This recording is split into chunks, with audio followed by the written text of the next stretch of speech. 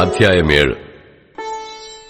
യഹോവയിങ്കൽ നിന്ന് യിരെമ്യാവിനുണ്ടായ അരുളപ്പാട് എന്തെന്നാൽ, നീ യഹോവയുടെ ആലയത്തിന്റെ വാതിക്കൽ നിന്നുകൊണ്ട് യഹോവയെ നമസ്കരിപ്പാൻ ഈ വാതിലുകളിൽ കൂടി കടക്കുന്നവരായ എല്ലാ യഹൂദായുമായുള്ളോരെ, യഹോവയുടെ അരുളപ്പാട് കേൾപ്പിൻ എന്നീ വചനം വിളിച്ചു പറയുക.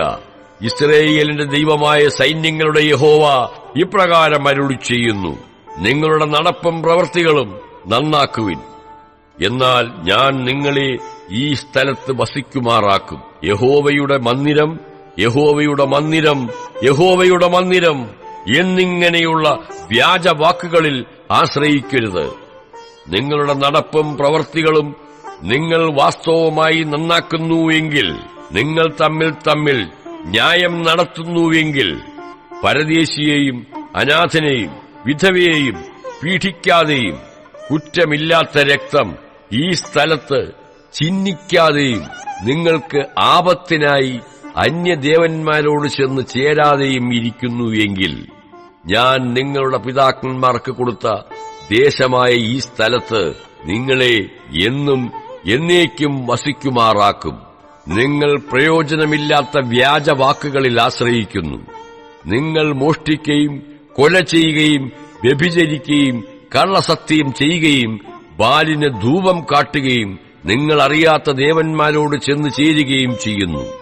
പിന്നെ വന്ന് എന്റെ നാമം വിളിച്ചിരിക്കുന്ന ഈ ആലയത്തിൽ എന്റെ സന്നിധിയിൽ നിന്നുകൊണ്ട് ഞങ്ങൾ രക്ഷപ്പെട്ടിരിക്കുന്നു എന്ന് പറയുന്നത് ഈ മ്ലേച്ഛതകളൊക്കെയും ചെയ്യേണ്ടതിന് തന്നെയോ? എന്റെ നാമം വിളിച്ചിരിക്കുന്ന ഈ ആലയം കള്ളന്മാരുടെ ഗുഹ എന്ന് നിങ്ങൾക്ക് തോന്നുന്നുവോ? എനിക്കും അതങ്ങനെ തന്നെ തോന്നുന്നു എന്ന് യഹോവയുടെ അരുളപ്പാട്. എന്നാൽ ആദിയിൽ എന്റെ നാമം വിളിച്ചിരുന്ന ശീലോവിലുള്ള എന്റെ വാസസ്ഥലത്ത് നിങ്ങൾ ചെന്ന് എന്റെ ജനമായ ഇസ്രായേലിന്റെ ദുഷ്ടത നിമിത്തം ഞാൻ അതിനോട് ചെയ്തു നോക്കുവിൻ. ആകയാൽ നിങ്ങൾ ഈ പ്രവൃത്തികളൊക്കെയും ചെയ്യുകയും ഞാൻ അതികാലത്തും ഇടവിടാതെയും നിങ്ങളോട് സംസാരിച്ചു വന്നിട്ടും നിങ്ങൾ കേൾക്കാതിരിക്കുകയും ഞാൻ നിങ്ങളെ വിളിച്ചിട്ടും നിങ്ങൾ ഉത്തരം പറയാതിരിക്കുകയും ചെയ്യുകൊണ്ട്, എന്റെ നാമം വിളിച്ചിരിക്കുന്നതും നിങ്ങൾ ആശ്രയിക്കുന്നതുമായ ഈ ആലയത്തോടും നിങ്ങൾക്കും നിങ്ങളുടെ പിതാക്കന്മാർക്കും ഞാൻ തന്നിരിക്കുന്ന ഈ സ്ഥലത്തോടും ശീലാവോടും ചെയ്തതുപോലെ ഞാൻ ചെയ്യും. നിങ്ങളുടെ സകല സഹോദരന്മാരുമായ എഫ്രയീം സന്തതിയൊക്കെയും ഞാൻ തള്ളിക്കളഞ്ഞതുപോലെ നിങ്ങളെയും എന്റെ മുമ്പിൽ നിന്ന് തള്ളിക്കളയും എന്ന് യഹോവയുടെ അരുളപ്പാട്. അതുകൊണ്ട് നീ ഈ ജനത്തിനു വേണ്ടി പ്രാർത്ഥിക്കരുത്, അവർക്ക് വേണ്ടി യാചനയും പ്രാർത്ഥനയും കഴിക്കരുത്. എന്നോട് പക്ഷവാദം ചെയ്യുകയുമരുത്. ഞാൻ നിന്റെ അപേക്ഷ കേൾക്കയില്ല. യഹൂദാ പട്ടണങ്ങളിലും യെരൂശലേമിന്റെ വീഥികളിലും അവർ ചെല്ലുന്നത് നീ കാണുന്നില്ലയോ? എനിക്ക് കോപം വരത്തക്കവണ്ണം അവർ ആകാശരാജ്ഞിക്ക് അപ്പം ചുടേണ്ടതിനും അന്യദേവന്മാർക്ക് പാനീയബലി പകരേണ്ടതിനും മക്കൾ വിറക് പിറക്കുകയും അപ്പന്മാർ തീ കത്തിക്കുകയും സ്ത്രീകൾ മാവ് കുഴയ്ക്കുകയും ചെയ്യുന്നു. എന്നാൽ അവർ എന്നെയോ മുഷിപ്പിക്കുന്നത് സ്വന്തം ലജ്ജയ്ക്കായിട്ട് തങ്ങളെ തന്നെയല്ലയോ എന്ന് യഹോവയുടെ അരുളപ്പാട്. അതുകൊണ്ട് യഹോവയായ കർത്താവ് ഇപ്രകാരം അരുളി ചെയ്യുന്നു, ഇതാ എന്റെ കോപവും എന്റെ ക്രോധവും ഈ സ്ഥലത്ത് മനുഷ്യന്റെ മേലും മൃഗത്തിന്മേലും പറമ്പിലെ വൃക്ഷങ്ങളിന്മേലും നിലത്തിലെ വിളവിന്മേലും ചുരിയും. അത് കെട്ടുപോകാതെ ജ്വലിച്ചുകൊണ്ടിരിക്കും. ഇസ്രായേലിന്റെ ദൈവമായ സൈന്യങ്ങളുടെ യഹോവ ഇപ്രകാരം അരുളി ചെയ്യുന്നു, നിങ്ങൾ ഹനനയാഗങ്ങളോടും ഹോമയാഗങ്ങളോടും കൂട്ടി മാംസം തിന്നുവിൻ. ഞാൻ നിങ്ങളുടെ പിതാക്കന്മാരെ മിസ്രയീം ദേശത്തുനിന്ന് കൊണ്ടുവന്ന നാളിൽ ഹോമയാഗങ്ങളെക്കുറിച്ചാകട്ടെ ഹനനയാഗങ്ങളെക്കുറിച്ചാകട്ടെ അവരോട് സംസാരിക്കുകയോ കൽപ്പിക്കുകയോ ചെയ്തിട്ടില്ല. എന്റെ വാക്ക് കേട്ടനുസരിപ്പിൻ. എന്നാൽ ഞാൻ നിങ്ങൾക്ക് ദൈവമായും നിങ്ങൾ എനിക്ക് ജനമായും ഇരിക്കും. നിങ്ങൾക്ക് നന്നായിരിക്കേണ്ടതിന് ഞാൻ നിങ്ങളോട് കൽപ്പിച്ചിട്ടുള്ള വഴികളിലൊക്കെയും നടപ്പിൻ എന്നീ കാര്യമത്രേ ഞാൻ അവരോട് കൽപ്പിച്ചത്. എന്നാൽ അവർ അനുസരിക്കുകയോ ശ്രദ്ധിക്കുകയോ ചെയ്യാതെ തങ്ങളുടെ ദുഷ്ടഹൃദയത്തിന്റെ ആലോചനയിലും ദുശാഠ്യത്തിലും നടന്ന് മുമ്പോട്ടല്ല പുറകോട്ട് തന്നെ പൊയ്ക്കളഞ്ഞു.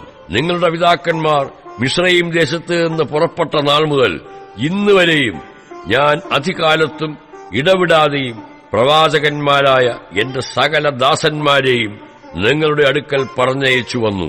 എന്നിട്ടും എന്നെ കേട്ടനുസരിക്കുകയോ ശ്രദ്ധിക്കുകയോ ചെയ്യാതെ അവർ ദുശാഠ്യം കാട്ടി തങ്ങളുടെ പിതാക്കന്മാരെക്കാൾ അധികം ദോഷം ചെയ്തു. ഈ വചനങ്ങളൊക്കെയും നീ അവരോട് പറയുമ്പോൾ അവർ നിനക്ക് ചെവി തരികയില്ല. നീ അവരെ വിളിക്കുമ്പോൾ അവർ ഉത്തരം പറകയില്ല. എന്നാൽ നീ അവരോട് പറയേണ്ടത്, തങ്ങളുടെ ദൈവമായ യഹോവയുടെ വാക്ക് കേട്ടനുസരിക്കുകയോ ഉപദേശിക്കുകയോ കൈക്കൊള്ളുകയോ ചെയ്യാത്ത ജാതിയാകുന്നു ഇത്. വിശ്വസ്തത നശിച്ച് അവരുടെ വായിൽ നിന്നും നിർമൂലമായിരിക്കുന്നു. നിന്റെ തലമുടി കത്രിച്ച് എറിഞ്ഞു കളക. മൊട്ടക്കുന്നിന്മേൽ കയറി വിലാപം കഴിക്ക. യഹോവ തന്റെ ക്രോധത്തിന്റെ സന്തതിയെ ഉപേക്ഷിച്ച് തള്ളിക്കളഞ്ഞിരിക്കുന്നു.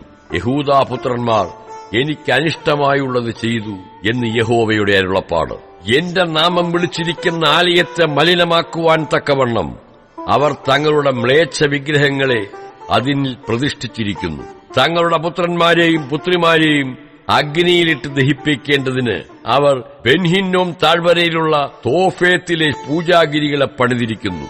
അത് ഞാൻ കൽപ്പിച്ചതല്ല, എന്റെ മനസ്സിൽ തോന്നിയതുമല്ല. അതുകൊണ്ട് ഇനി അതിന് തോഫേത്ത് എന്നും ബെൻഹിന്നോം താഴ്വര എന്നും പേര് പറയാതെ കൊലത്താഴ്വര എന്ന് പേര് വിളിക്കുന്ന കാലം വരും എന്ന് യഹോവയുടെ അരുളപ്പാട്.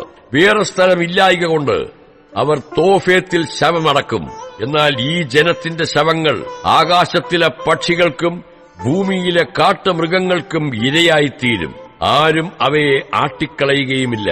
അന്ന് ഞാൻ യഹൂദാ പട്ടണങ്ങളിൽ നിന്നും യെരൂശലേം വീഥികളിൽ നിന്നും ആനന്ദഘോഷവും സന്തോഷധ്വനിയും മണവാളന്റെ സ്വരവും മണവാട്ടിയുടെ സ്വരവും നീക്കിക്കളയും.